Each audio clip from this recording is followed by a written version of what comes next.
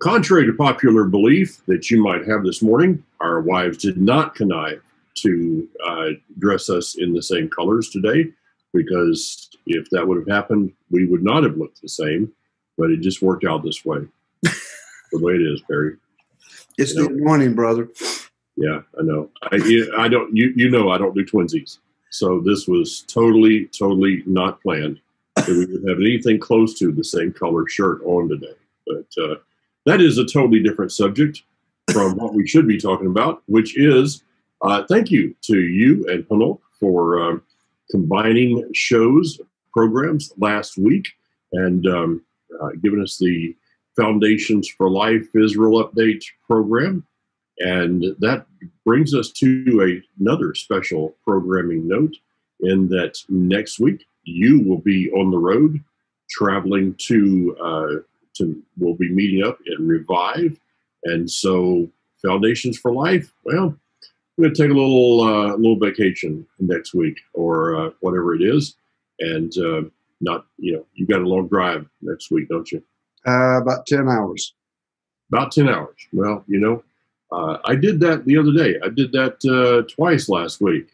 And I don't think your truck's going to have the same. I got 25 miles a gallon.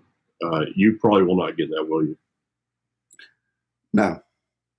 But then again, I get to be driving my truck. Yeah, well, that's can't help it that you're subpar there. So, all right, we'll get off of that subject pretty soon before we can't talk to each other at Revive. But for anybody that's going to be planning to be at Revive, Barry Phillips is going to have a workshop there. I'll be doing one of the sessions, and we will be having the amazing opportunity of working together with Daniel and Catesby in the youth. And I got a surprise for you, Barry. Okay. I found out some other people are going to be there. I'm sorry. Oh, really? Yeah, they're not. Well, let's just say that Ryan will probably have a guitar somewhere close. Probably. Just in case you guys need a little backup, So we'll see how that goes. But, awesome. Yeah, looking forward to Revive, and then I'll be down with mutual friends Tom and Cornelius Eubanks down in Canton, Georgia, doing the Tabernacle the week after that, and Kathy's actually going to be on that trip with me. So, sweet. Yeah. Finally, about time we let her out of the house one time, right? Oh, I'll pay for that. Yes, you will. Right. Well, Barry, we're going to do something today that's we normally don't do. We normally take Foundations for Life at least try to take it into a different direction from what we're teaching. Myself with Living Torah, you with the 10-minute update, and we try to take a different direction. But this week, I think there's something in this Torah portion that's very important for us. Let's discuss it and see if we can come up with some different revelations. But this Torah portion is intriguing to me, of Balaam, and the donkey, and it's 3 chapters of the Torah that the Hebrews do not know about until after the Torah is actually written down. And then they look at imagine if there was anyone there that was there, and then later on when it's written down, they're reading through Bamidbar, and they're like, I didn't know that was happening. Did you know that was happening? Did you see anything up in Nimdar Hills? I didn't see that. What was going on? We just thought that we were, arranging our camp to go across the Yarden, but look what was happening up in the hills behind us. How do you think that relates to us today, Barry? I think what we see in the news, what we see on reports and so forth, is the tip of the iceberg. We see a news story an internet blog of some sort, a rumor, a conspiracy theory, and we panic. When I say we, I'm not just talking about Hebrew roots, I'm talking about people in general. The world in general panics at everything. Yeah. So we panic. We make major life decisions based on what our friends and I surmise is going to be the end result of all this. It's kind of like in the 1930s, Orson Welles did a radio show, basically a drama rendering of the world of the War of the Worlds. Yeah, yeah. And it was not intended to be taken seriously. It was a story on radio, no visuals. And they were reporting in major cities and little towns and so forth that these alien beings were out. And they had people were out with shotguns riding up and down the road looking for aliens, believing that the whole thing was true.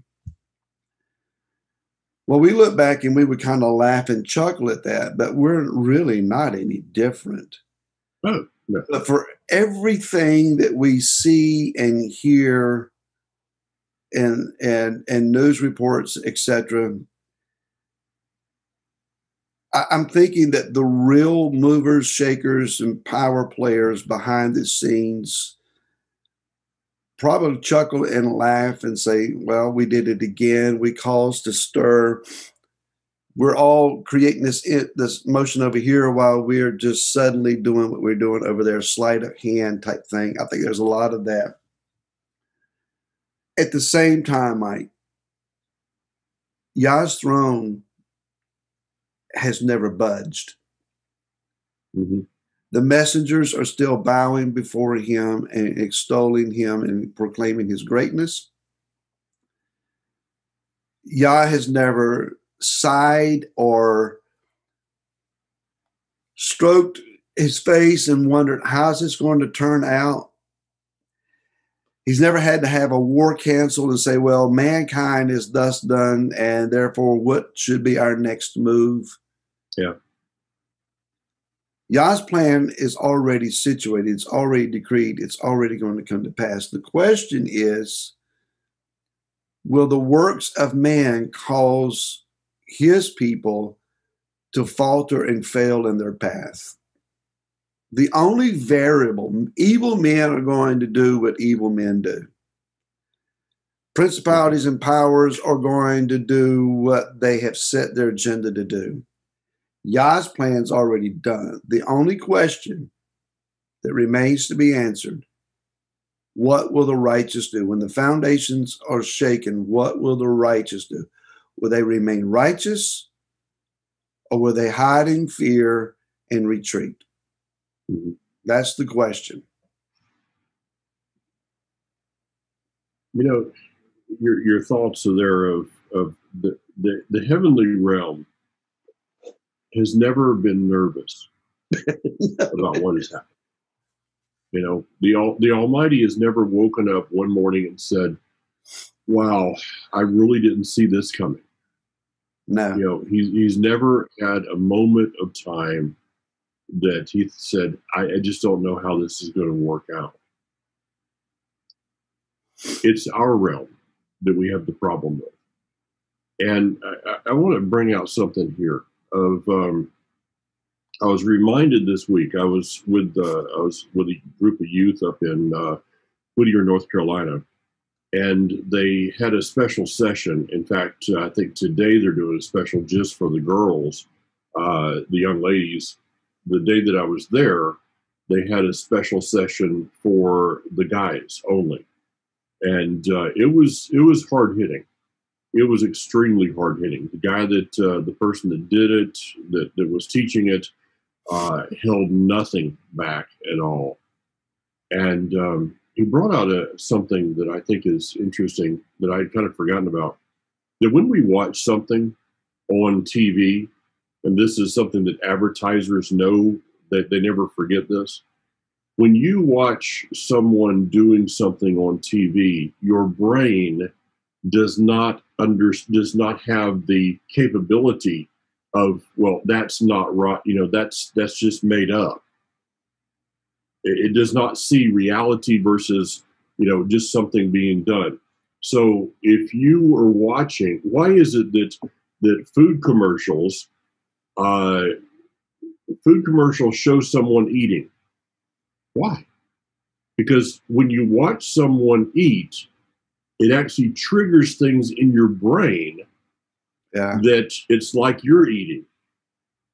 So you can find yourself, drooling over something that somebody else is eating because of the way that the brain is wired.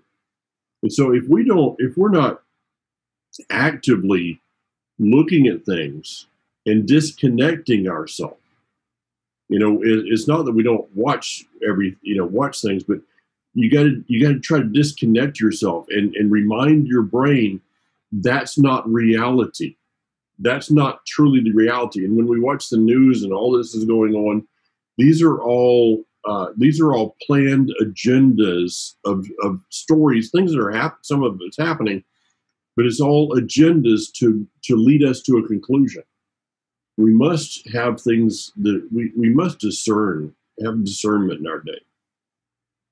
Hope something I just said made some kind of sense.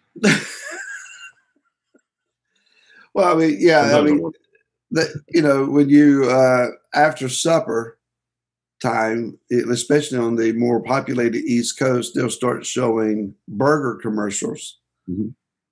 Well, there's a reason for that, and that's because the drive-thrus in some restaurants are open until 2 a.m. Mm-hmm. So you can't sleep. You're up watching a movie or whatever, and they got this big cheeseburger there. He's like, I gotta have one. You're running through Wendy's and getting some food through the window of your car. Are you hungry? No, your belly's probably wondering, what are we doing? This is crazy. It was all subliminal.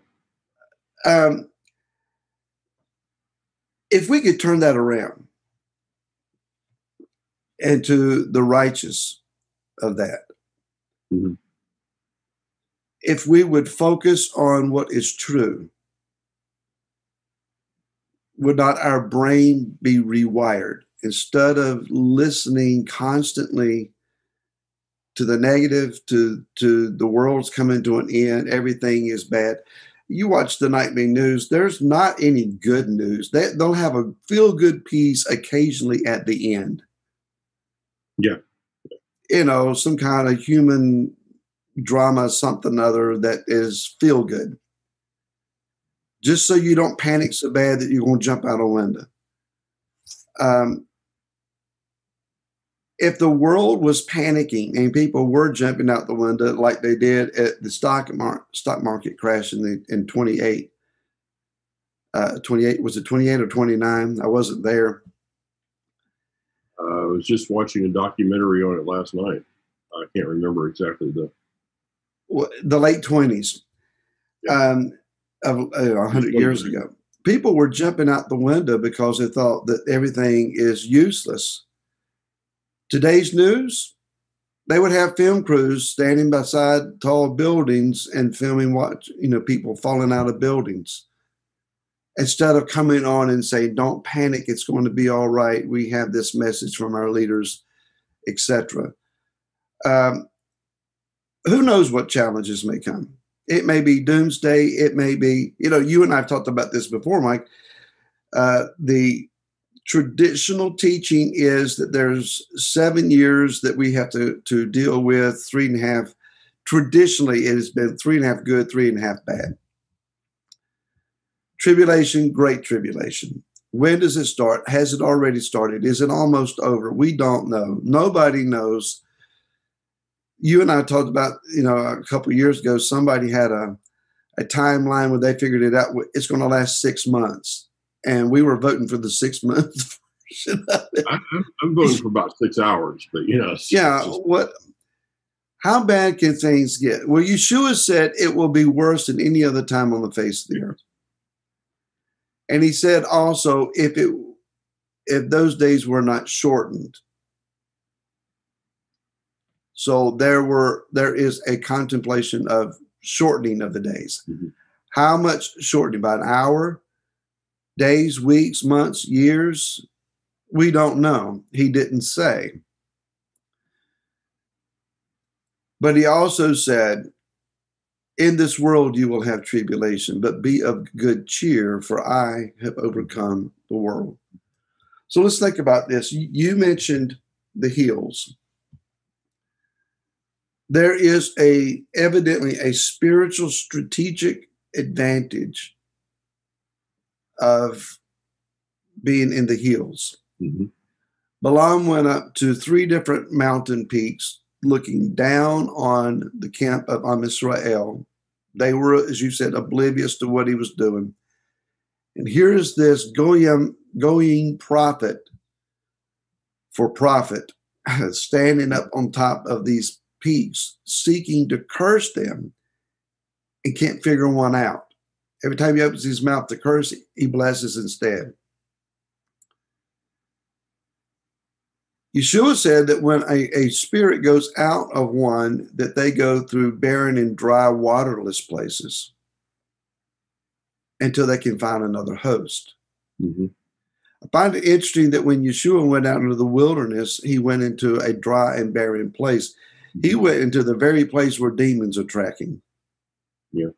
He went into demonic strongholds to fast and pray.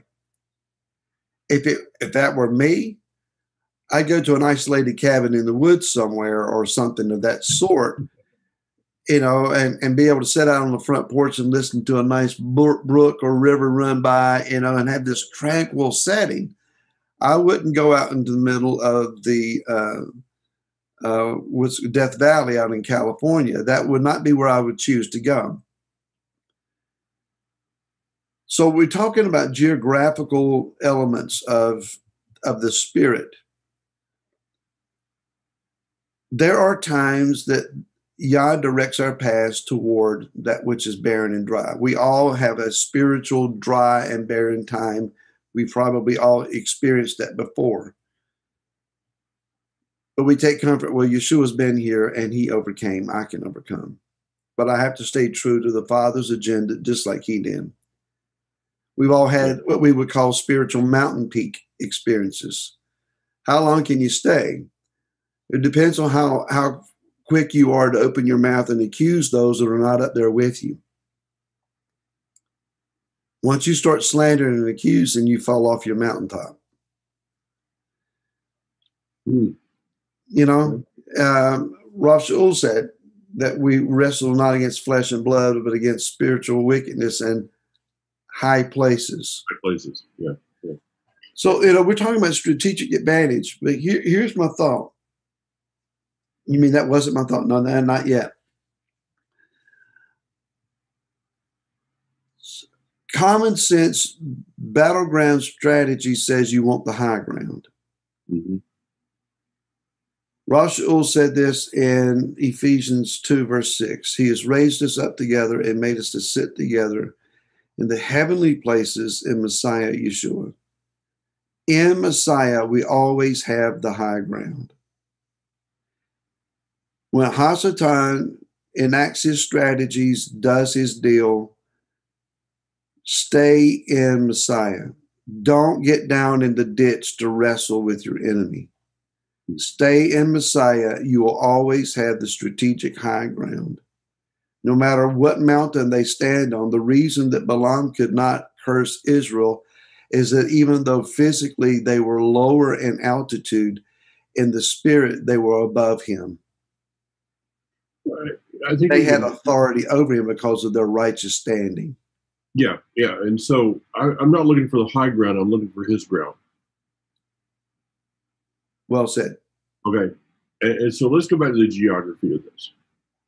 Is that the Hebrews are camped on the eastern bank of the Yarden River. Across that river, looking to the west, is is Canaan, is the promised land. What is happening in this Torah portion is behind them.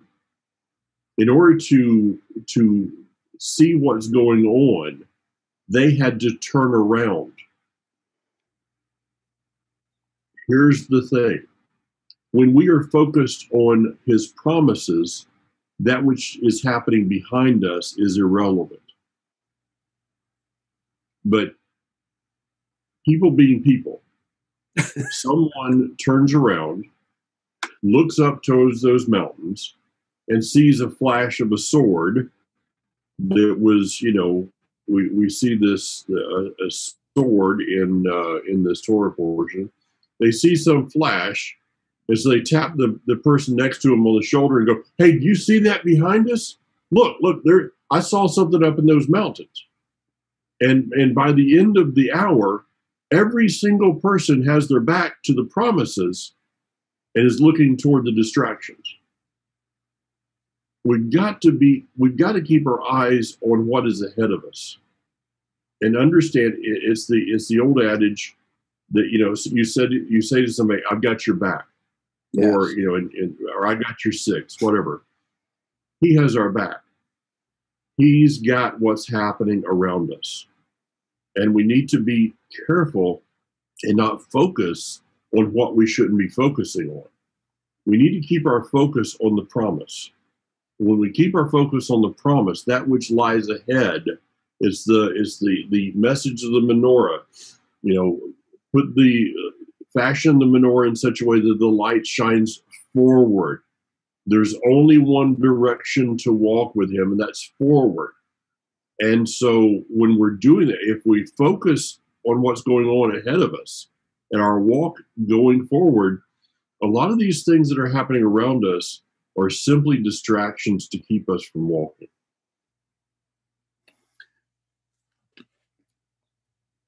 Everything I think you're saying, hopefully everything that I'm saying is true. It is philosophical. It is theoretical until you're in it. Mm-hmm. Lest anyone get the idea that teachers on the internet really don't have problems, really don't have attacks. We do. I'm not out of one. There's a bit of one going on right now, and it's not 100% resolved. But in the middle of all of the stuff, thus far, what I've been able to do is try to retain a Yeshua heart. Mm-hmm. There is a part of me that wants to just vent and rail and tit for tat and that kind of thing. And from the inception, from the very moment of things, this is not my battle. Mm-hmm. If I make this personal, then I'm going to lose this. Mm-hmm. I need to keep my eyes focused on what's important, do what's important, and put this in Yah's hands and let him handle it. The outcome and the full shakeout of things hasn't happened. I don't know how it's going to turn out, but I know this, that Yah's got this. It's one thing, Mike. And what? Well, it's one thing for us to say, pulpit isms and encourage people to, just hang in there, brother. Yah's got this, et cetera, et cetera. You have to live it every once in a while. I remember when I was an evangelist, just getting started. Man, that was a long time ago, many decades ago. Mm-hmm. And I had heard preachers come. Internet. Yeah. I'd heard preachers come and stand in pulpits and they'd have these stories of how they were in some kind of desperate situation and great deliverance come, and they'd use them to analyze their sermons. Mm-hmm. My problem was I wasn't old enough yet to have any of those stories. I hadn't really lived through anything yet. Well, it didn't take me long. Once you get married and start having a family and you start taking risks for the kingdom, well, you're going to end up with some war stories. And then you get into pastoring and so forth, and you start dealing with people, and people have issues, and sometimes issues spill over into problems. And I've got some stories now. My wife tells me not to tell those stories anymore because we're done with those. But the reality is, you have to go through a battle, and you may end up with some scars, but you're also going to end up with a victory. Mm-hmm. There's only one way to deal with a battle. You got to fight it. Mm-hmm. You don't fight people as much as you fight in the spirit. And it may sound cheesy. It may sound corny. It may sound old hat. But when you see the battle coming, when you see the battle arrayed, oftentimes in the Old Testament, quote unquote, in the Tanakh, we see that the scriptures say, and they set the battle in array. What was that saying? The troops that were in opposition, they were spread out in battle formations. You don't know which flank or the center is going to attack or how they're going to move across the field. You just know they're coming. Well, I'm hearing Yah say to us that are standing in our battle formation, when the troops would come running across the field at you, there is that moment where you regrip your shield, Mm-hmm. and you freshen the grip on your spear or sword. And that's a couple, 3 weeks ago, I heard Ruach saying, freshen your grip. Mm-hmm. The attack is coming. Be ready to stand your ground. As you're saying that, back to the geography of this whole thing, Barry, I'm trying to think of any battle that the Hebrews fought with the enemy that was behind them. They fought the battle of the enemies that were ahead of them. Yeah. Go into the land, take over, walk into the land, fight the battles that are ahead of you, not the battles that are behind you. And the reason that the story of Balaam and Balak is not it's not relevant to the Hebrews for them to know about it at the time, because it's a battle that's not between them and the promises. It's something behind them. When we fight battle, we have to choose our battles in life. We need to choose the battles that are between us and where he's taking us. And if all we do is choose battles that are behind us, that makes us, again, turn and lose our focus. So make sure that whatever battle we're fighting, make sure it's a battle that's in front of us, not that's something. Good, they found out later on about that battle that was behind them. He had that. It's okay, because they had focused. It appears that after all this time that they're in the wilderness, one of my favorite verses is in this Torah portion, and it says, "How godly are your tents, O Jacob." This is I've asked myself this question so many times based on this verse. When the Father looks down on my home, what statement would he make regarding it? Mm. Does he look down on your house and on your home and say, how dysfunctional is your house? Or, what a mess is your house? When we focus on our home, he'll take care of the hills. When we focus on what is happening in our home, of making sure that our home is according to his patterns of a set apart nature, then those battles that are happening around us, he's got the hills if we'll take care of the home. There's another element to the story as you're describing that. It just came to me, Mike. One of the factors that we oftentimes will consider in the scheme of things and the way things fall out and a battle situation, spiritual battle situation, is money. Mm. And people will claim an advantage because of whatever access to finance and money that they may have. You know, you can't afford to fight me in a court of law, or I will, you know, I've got the money to do thus and such to you. Balak had all the money that Balaam would have needed. Mm-hmm. Balaam says, if he were to give me his house and it be filled with silver and gold, hint, hint, hint, I couldn't do what he asked. Mm-hmm. It was no shortage of money available to this false prophet, but he couldn't do what Balak wanted him to do. So money is not the determining factor, because oftentimes Yah's people seem to be on the short end of that. But the father is not impressed by man's wealth. Mm-hmm. You want to compare wealth? Well, let me see your bank account. There's no bank can hold his. Yeah. So, you know, there is no disadvantage in that. This is not to say that evil plans don't succeed from time to time.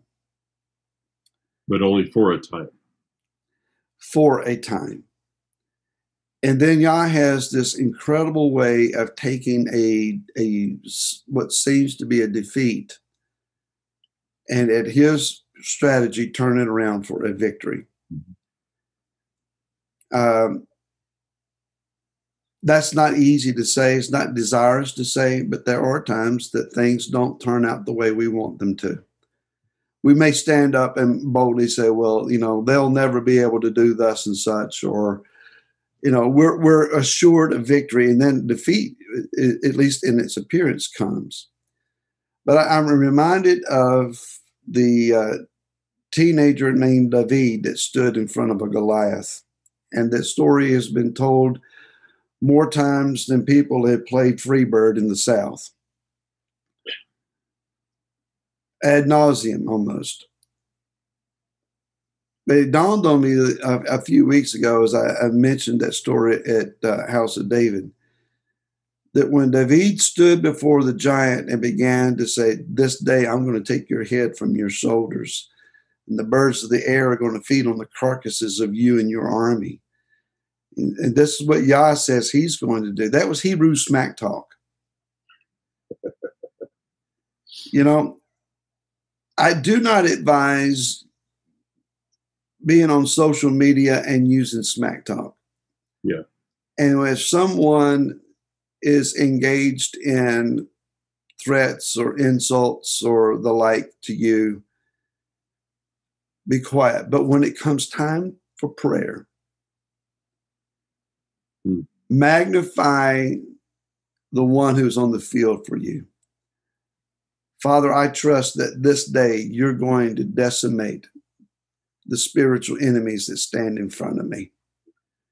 And begin your proclamation of what Yah is going to do. And I've told my congregation this, Mike, and sometimes you just got to do this. Sometimes you have to curl your hand up and end up with a poking finger. You ever talk to somebody and they poke you in the chest? Well, that's like, don't do that. Do that. Don't poke me again. That you wouldn't like the result of that. Hasatan will come at you and he will threaten and accuse and slander and malign, because that's who he is.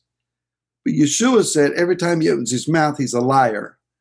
He's a liar and the father of it. So what he's saying about you is lies, innuendos, accusations without foundation.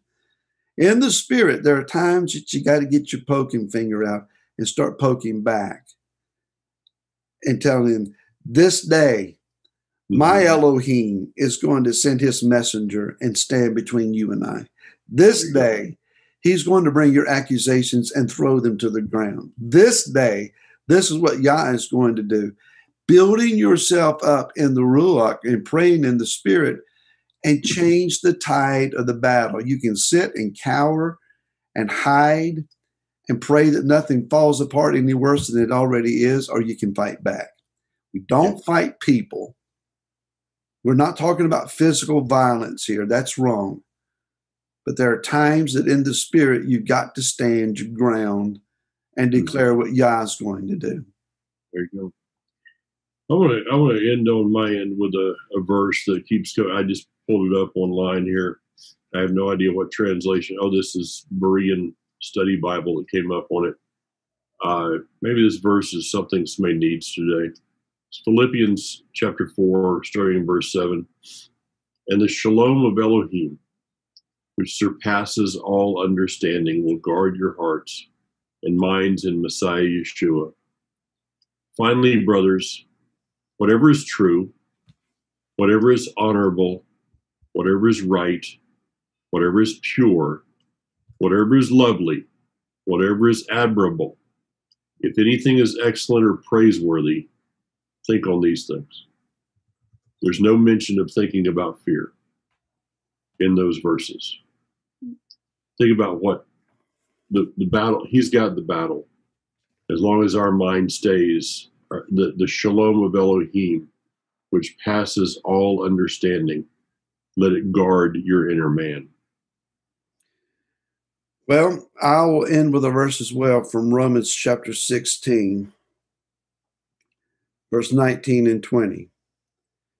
Your obedience indeed is reported to all. Therefore, I rejoice concerning you, but I wish you to be wise indeed as to the good and simple toward the evil. And the Elohim of peace shall crush Satan under your feet shortly. The favor of our Master Yeshua Messiah be with you. Amen. Good word. Good word. So, folks, if you're in it, if your battle helmet's on and you're in the middle of all of it, well, be encouraged with this. You're not alone in this battle. There are others that are fighting along with you. As the prophet said to his servant Gehazi, there are more that are with us than there are that are against us. There you go. Yep. The unseen element, if Yah could open your eyes and let you see what was going on in the Spirit, you would be encouraged. Wow. May he do that somewhere along the way and let us see into his realm. I think that would be a good thing. Of course. All right, Barry. Hey, see you next week, man. See you next week, Mike. Looking forward to it. Folks, if you're at Revive next week, please look us up and say, hey, I'd love to meet you in person. All right. Later. Shalom, y'all.